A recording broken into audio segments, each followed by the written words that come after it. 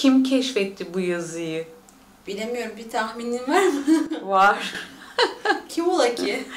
Ah ah Sümerler. Kesinlikle Sümerler. Ve Sümerlilerin bunun için yaptıklarına gelince sanırım 3400-2000 milattan önce yılları arasında yazıyı kullanmaya başlıyorlar tarihsel anlamda. Ve ilk yazı türüne piktogram diyorlar. Piktogramın ne olduğunu biliyor musun? Hala şu an günümüzde dahi kullanıyoruz. Çubuk yazı. Çubuk yazıdan ziyade hani sokakta sağa dönmeyiniz, 50 kilometre hızla gidiniz var ya, evet. Veya işte bazı ürünlerin içerisinde tehlike arz ediyor, işte kuru kafa resimleri gibi bir şeyler görürüz ya. Aslında söylenmek istenen şeyi resimle betimleyerek anlatmaya piktogram diyorlar. Piktogramın bulucuları yine de kimlermiş? Sümerler, ama bu arada peki hieroglifle arasında nasıl bir fark oluyor? Hieroglif daha sonra geliştiği için ilk Sümerler piktogramı kullanan oluyor. Hierogliflerde ise betimlemeler sembollerle yapılıyor. Onların piktogramları daha farklı. Yani şunu söylemek için, burada baykuş derken mesela anneyi kastediyor. Ha, baykuş anladım. direkt baykuşu ifade etmiyor. Bazen baykuşu ifade ediyor gibi düşünmek lazım. Orada daha çok sembolik diller kullanılmış. Okey, tamam.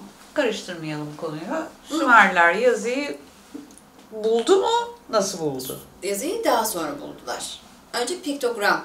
Tamam. Piktogramı da bir nevi yazı çeşidi kullanabiliriz. İşaret diliyle yazılmış yazılar olarak da ifade edebiliriz kelime anlamıyla. Ne yapmışlar? Kendisine ait bir ürünün veya nesnenin benim diyebilmek için işaret koymaya başlamışlar. Yani mühürlerle başlamışlar. Bu benim olayım diyor. Yani daha bir yerde okudum, diyor ki yazının bulunmasının nedeni insanın kutsallığı değildi. Bu benim demek içindi. Aa, bu çok güzel. Ben bu yazıyı okudum, o kadar çok güldüm ki çok doğru söylüyor. Çok doğru, Çünkü hakikaten. insan kendine ait olan şeyleri koruma çabasıyla ve çoğalıyor ya, birlikte yaşıyor ya. Benim, lütfen dokunmayınız ya, odama girmeyiniz işaretleri gibi düşün. O dönemde bu ihtiyacı duymuşlar. O zaman ilk telif haklarını da Sümerler bulmuş oluyor bu durumda. Bence bunu da onlar buldu. Peki. Şimdi ortam büyüyor, hayvancılık gelişiyor, tarım yapıyorsun, işte arpa, buğday, mısır yetiştiriciliği yapıyorsun. Ve onların mülkiyetinin de sana ait olduğunu biliyorsun. Bununla ayrıca takas usulüyle ticaret de yapıyorsun. Tüm bunların içerisinde sen senin malının ederiyle diğerinin arasındaki ederi belirlemek için de yine bu piktogramları, yani mühürü kullanıyorsun. Yani bu benim kendi mührünü kattığında, koyduğunda diyorsun ki evet, bu bana. Hatırlar mısın? Hani belki de filmlerde de görmüştük. Krallar ve işte imparatorluklar kendine has bir mühür yaptırırlar ve hatta her kral kendine özel bir imza niteliği taşıyor. Mühürler ilk başta bu amaçla kullanılıyor. Ticaret için kullanılıyor, alışveriş için kullanılıyor tabii ki. Kendini ifade etmek için de kullanılıyor ve ölçü oluşturuluyor. Matematiksel ölçüler de kullanılıyor. Mesela örnek veriyorum, 3 tane yumurta, 1 kilo buğdaya eşit diyelim.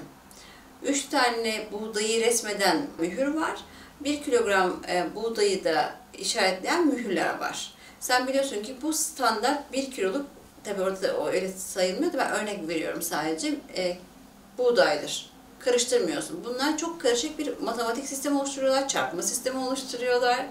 Matematiği de bu sayede bulmuş oluyorlar aslında. Daha sonra insanın kendi dilini, düşündüklerini ifade etmek için daha detaylı. İşte burası Ayşe'nin, Fatma'nın dışında ben şu an evde yokum şeklinde bir yazı da görebilirsin. Ve mağara yazıları aslında biraz daha geri gittiğimizde ilk yazının mağaradan başladığını da kabul eden görüşler de var. Sadece Sümerlerden değil. Hep bir geleceğe bir şeyleri aktarabilmek. Düşünebiliyor musun? Konuşamayan insan, mağara döneminde konuşamayan insan resim yaparak etrafındakilere bilgi veriyor. Mesela burada bizon bulunur. Burada şuradaki vahşi hayvan bulunur. Ben şu avı yaptım veya etkilenmiş olduğu bir durumu anlatmak için de duvarlara mağara resimleri yapan insanlar var. Aynı dönemde etraflarında çokça tanrı bulunduğunu bilen veya böyle kabul eden Sümerler bunu anlatabilmek için de İşte hikayeler, destansı yapılar biliyorsun. İlk hikaye yine Sümerlerden çıkıyor çünkü yazılı tarih Sümer'le başlıyor, Sümerlerle başlıyor ve çivi yazısına ihtiyaç duyuyorlar. Çivi yazıdan kastım çentikler atarak bir şeyleri anlatmaya çalışıyorlar. Her sesi, gırtlaktan çıkan her sesi bir şekille eşleştiriyorlar. Ve o şekilde eşleştirdikleri mesela ben diyorum ki bu ağaç. Şimdi ağaç kelimesine bakalım. Kaç tane A sesi var? 2 tane A sesi var. A sesini sembol eden şey neyse çivi yazısında onu kullanıyorlar. Bu şekilde harfler veya kelimeler oluşmaya başlıyor. Sese dayalı olarak. Benim enteresan olan şey ne biliyor musun?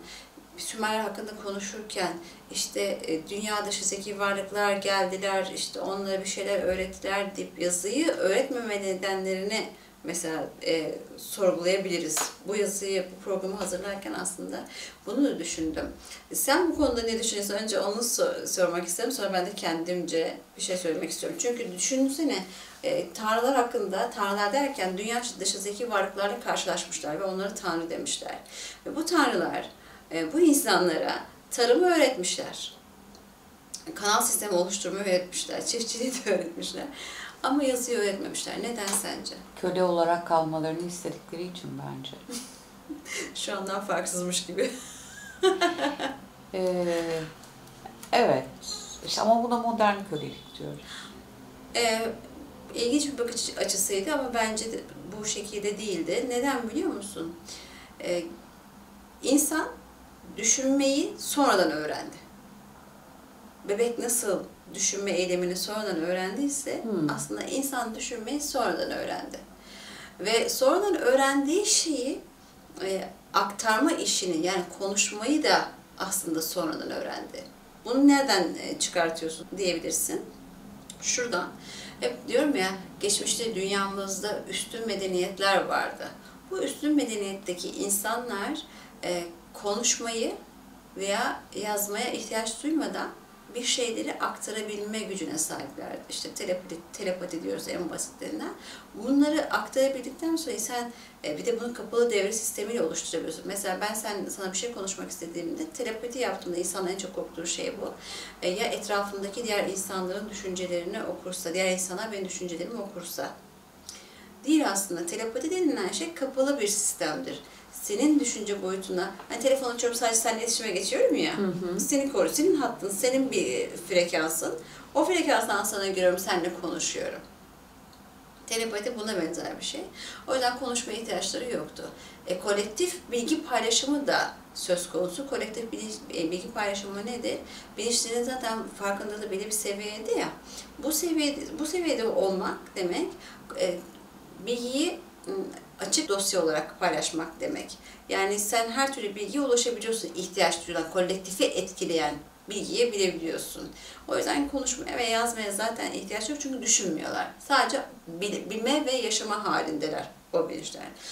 Peki bunu yapan yüksek ve gelişmiş medeniyetler neden insana hala konuşmayı öğretmedi veya yazmayı öğretmedi? Çünkü evrimin aynı zamanda önemli bir basamağı. Biliyorsun o yüksek ve gelişmiş medeniyetlik halinden bir aşağı düşüş söz konusuydu. İnsanlara bunu öğretebilirlerdi. Telepati gücünü kullanabiliyor olması veya kolektif bilinçten bilgi paylaşıyor olmaları demek onları yazı yazmayı veya okumayı yazmayı bilmedikleri anlamına gelmiyor. Böyle bir bilgiyi açığa çıkarma ihtiyaçları duymadıkları için kullanmıyorlar. İnsanlara bu bilgiyi öğretebilirler miydi? Öğretebilirlerdi. Ama niçin öğretmediler? Doğal evrimlerine ciddi anlamda sekte vurdurtmamak için. Biz nasıl yapıyoruz? Örnek veriyorum, bebeklerimize düşünce kendisinden oluşturuyoruz. Biz kendisine şunu düşün demiyoruz değil mi? Bebekler ona yaptıklarımız davranışlarla bir şeyleri anlıyorlar, kavruyorlar. Ondan sonra düşünceyi oluşturabilir. Bu iyi bir şeymiş, bu kötü bir şeymiş. Annesinin, babasının, etrafındaki insanların mimiklerine bakarak anlayabiliyor. Ve daha sonra da konuşmayı öğrenebiliyor. Daha sonra da yazmayı öğreniyor bu şekilde, çizmeyi öğreniyor. Aynı şekilde ilkel dönemde veya o eski çağdaki insanların gelişimi için çok fazla müdahale istenmiyor. Beklenerek yavaş yavaş ilerlenmesini sağlıyor. Tabii biraz ufak ipuçları dokunuşlarda gerçekleştirilmiyor değil. Yani Sümerler bunlardan bariz kanıtı. Yani tanrıların veya tanrı olarak kabul ettikleri bilinçlerin onların hayatında bir sürekli olduğu ve müdahale ettiği gerçeği de yadsınamaz. Çünkü yazdıkları şeyin içerisinde Tanrıların onlara ya iş yaparken dahi yardımcı olduklarını söylüyorlar, hareket ettiklerini söylüyorlar. Yine mesela Mısır döneminde ise yazı yazmak Tod'a kalmış. Tod aynı zamanda Tanrıların habercileri ve aynı zamanda çok bilgi ve özel kalem müdürü derler ya işi Tod'dan soruluyor. O zaman Tanrı dedikleri Mısır'ın tanrıları da yazı yazmayı bilen tanrı. Evet, doğru. Onlardan öğreniyorlar gibi. Ama Tod'un yazdığı teknik veya lisanı Mısırlılar okuyamıyor. Tod'un kitaplarını kimse okuyamıyor. Çünkü Tod'un kullandığı dil hieroglif değil. Başka bir lisanda yazıldığı için insanlar bunu anlamakta zorlanıyor. Tod döneminde Tod'un yetiştirdiği öğrenciler varsa o öğrenciler Tod'un yazdığı şeyden değil, Tod'un anlattığından biliyorlar. Ve o anlattıklarını da resmettikten sonra mesela Mısırların gizemli öğretileri ortaya çıkıyor diyebiliriz. Peki o kitabı biliyor muyuz yani? Bulmuş mu arkeologlar? Birçok tanrının, Mısır tanrısının daha doğrusu insan kesisi olduğunu söylediğim onların birçoğu da bilgileri aktardılar, kaleme aldılar ama hayır bulunamadı.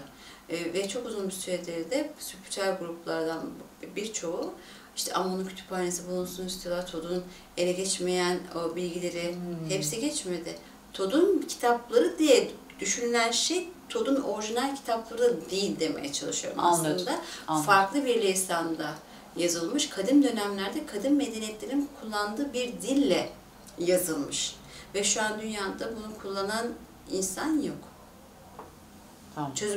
Çözmek gerekirse de bilim insanların bayağı bir kafa patlatması lazım. Nerede kullanıldı bu dil diye mesela bir soru gelebilir. İşte kadim Atlantia medeniyetinde, Atlantis medeniyetinde kullanılan dilden bahsediyorum. İlk yazı keşfedilmiş biliyor musun?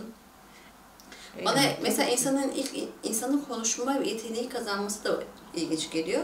Ama en ilginci düşünebilmeyi nasıl gerçekleştiriyor. Yani mesela ben bir bebeği görüyorum ama 6 aylık kendini ifade etmeyen bir varlık dalıp böyle gidiyor ya. Diyorum ne düşünüyorsun sen? 6 aylıksın ne düşünebilirsin? Annenin memesini mi düşünüyorsun değil mi? Yok. Yani o düşüncenin oluşması bana çok enteresan geliyor. Ve o sese dönüşmesi ve sonra onu kağıda dökmek. Yani duyguların kağıda dökmek, düşüncelerin kağıda dökmek. Benim için böyle bir şey gerçekten mucizevi şeyler. Ben tabii yazmayı, çizmeyi çok seviyorum. Ben nasıl kendimi yazdığımı biliyorum ama ilk olan şeyi merak ediyorum. Yani onun merakı içerisindeyim gerçekten. Evet. İnsanlar, yeni doğan insan düşünmeyi yeniden öğreniyor, konuşmayı yeniden öğreniyor, yazmayı öğreniyor ya. Nasıl?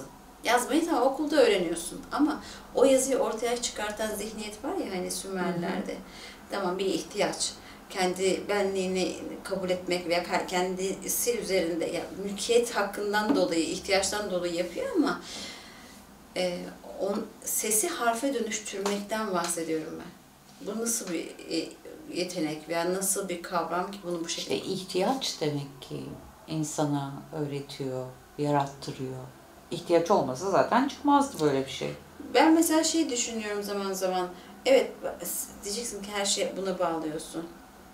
İnsan veya bir varlık tek başına gerçek anlamda gelişim gerçekleştirmiyor tam anlamıyla. Mutlaka bir şeye ihtiyacımız oluyor. Bunu da neden böyle düşünüyorum biliyor musun? Geçmişteki insanlar mutlaka dışarıdan bir müdahaleyle geliştiler bana göre. Bunu da referansım bugünümüz aslında. Çünkü bizler bir yerde dursak, hiç bir insanla muhatap olmasak, sadece işte kendi evimizdeyiz. Televizyon yok, kitap yok veya işte ne bileyim bilgisayar yok. Nasıl gelişim gösterirdi? Ne kadar gösterirdi? Yok, mutlaka bir ihtiyacım var, dışarıdan gelen bir ihtiyacım var. İşte okumaya ihtiyacım var, seyretmeye ihtiyacım var, izlemeye, duymaya ihtiyacım var. Bunlar seni geliştiriyor. Ve hep bir dışarıdaki etkiyle, yani insan insanla geliştiriliyor bu dönemde ve aynı zamanda alçaltılıyor. Benim demek istediğim şey de o zaman ilkel olarak herkes ilkel ya, kuşaksal olarak baktığında. Bu ilkelliği bir üst seviyeye taşıyan başka bir potansiyel olması lazım. Dış gücün olması lazım ki insan atlayabilsin. Ama diyorsunuz ki kimse yardımcı olmadı. Onlar kendileri buldular. Evet ama ufacık bir şeyler yapılmıştır. İlham gelmiştir belki.